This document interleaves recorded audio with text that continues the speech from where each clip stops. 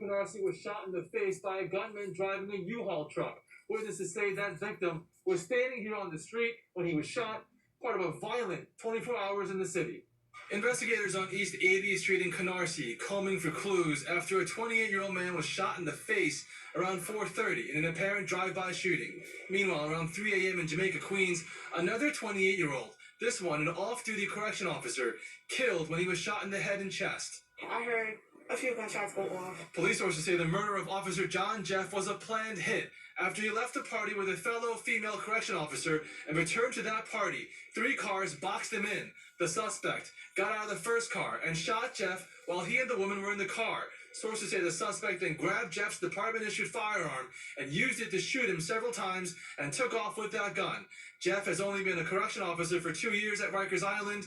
Angeline Simeon knew him. He was calm, collected, he minded his business. At Grand Central Terminal, a 40-year-old man tapped on his shoulder, then shot while waiting on the platform for a southbound 4 train around 10 a.m. His assailant shot him in the arm, then fled. The victim in stable condition as investigators try to figure out if the attack was random or targeted. In the past 24 hours, 20 shootings throughout the city, with 23 victims, 3 of them dead. Citizen app video showing the scene in the Soundview section of the Bronx, where a man was shot around 8 p.m. Not long after, a man shot in the Allerton section of the Bronx, and then a man shot in Washington Heights on West 188th Street. In Far Rockaway this afternoon, a 23-year-old man shot in the foot, that victim not cooperating with police. In the Belmont section of the Bronx just before 5 p.m., a 20-year-old man shot in the shoulder and hip who told police he was sitting outside when 2 men approached him and opened fire. That victim in stable condition.